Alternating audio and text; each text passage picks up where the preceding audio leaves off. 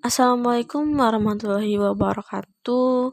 Halo semuanya, di sini saya akan menjelaskan tentang contoh aktivitas pada anak siswa dengan gangguan fisik atau tunadaksa. Apa sih tunadaksa? Jadi, tunadaksa adalah suatu keadaan di mana ketidakmampuan anggota tubuh untuk menjalankan tugasnya secara normal karena kerusakan dan kelainan fungsi anggota tubuh. Karakteristik anak tunadaksa. Yang pertama, karakteristik akademik. Pada umumnya, tingkat kecerdasan anak tunadaksa yang mengalami kelainan pada sistem otot dan rangka adalah normal, sehingga dapat mengikuti pelajaran sama dengan anak normal lainnya. Sedangkan anak tunadaksa yang mengalami kelainan pada sistem serebral, tingkat kecerdasannya berentang mulai dari tingkat idiosi sampai dengan gifted. Kemudian yang kedua itu karakteristik sosial emosional.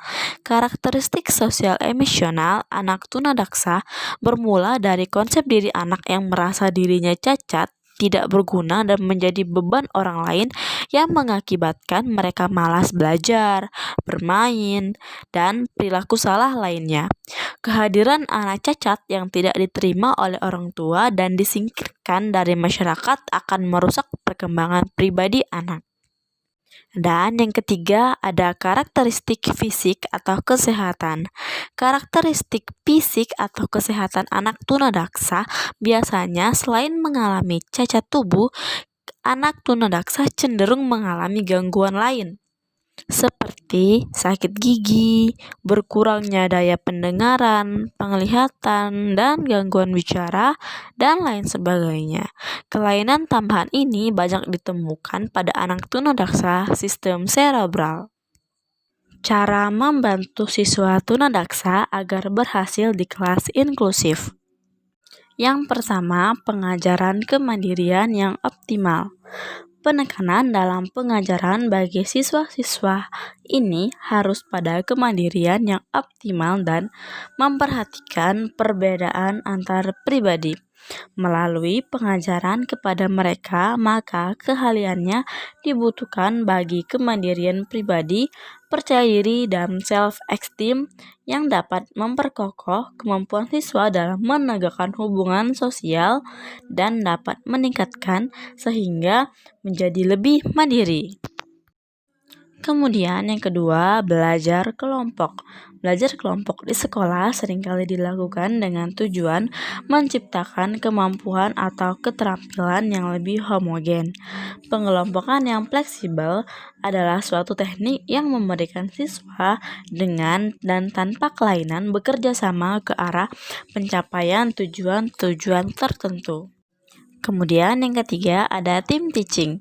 Hal yang paling penting bagi pembentukan kelas dan sekolah yang lebih inklusif adalah pendidik bekerja sama lebih kooperatif dalam memberikan lingkungan pembelajaran yang kondusif serta pengajaran yang efektif bagi semua siswa yang berkelainan. Namun memberikan hasil pembelajaran yang meningkat bagi siswa lain. Contoh aktivitas pada anak dengan gangguan fisik atau tunadaksa. Yang pertama dengan bermain. Anak tunadaksa bisa bermain seperti anak-anak normal lainnya, namun dengan bantuan. Bantuan bisa didapat dari pendidik, bisa dapat juga dari benda-benda seperti tongkat, kursi roda, dan lain sebagainya. Permainan anak tunadaksa bisa seperti bermain Lego atau bermain permainan yang biasanya dilakukan pada anak-anak normal lainnya. Aktivitas yang kedua pada anak tunadaksa yang dapat dilakukannya adalah dengan mewarnai. Dengan keterbatasan anak tunadaksa, misalnya keterbatasan pada tangannya, maka anak tunadaksa dapat memanfaatkan kakinya untuk melukis dan mewarnai. Dengan cara seperti ini, anak tunadaksa dapat mengekspresikan imajinasinya dan kreativitasnya pada gambar. Yang ketiga ada menari. Anak tunadaksa juga dapat melakukan kegiatan menari. Dengan mengikuti alunan-alunan lagu, anak tunadaksa dapat menari baik itu tarian tradisional atau tarian lainnya. Dengan tarian ini tentunya anak tunadaksa akan merasa gembira dan dapat melatih kegiatan fisik motoriknya. Selanjutnya yaitu anak tunadaksa dapat melakukan berbagai macam olahraga seperti bermain basket, bermain bola, lari, dan lain sebagainya. Dengan alat bantuan seperti kursi roda dan lain sebagainya. Selanjutnya yaitu dengan bermusik. Dengan memainkan alat-alat musik, anak tunadaksa dapat mengekspresikan dirinya dan tentunya dapat memanfaatkan anggota tubuh yang masih bisa berfungsi. Dengan begini anak tunadaksa akan merasa dirinya itu tidak kurang dan dapat menghargai dirinya sendiri dan lebih merasa percaya diri atas kemampuan yang mereka miliki. Terima kasih semuanya. Itulah yang bisa saya sampaikan. Lebih dan kurangnya saya mohon maaf. Kepada Allah saya mohon ampun. Wabillahi taufiq wal hidayah.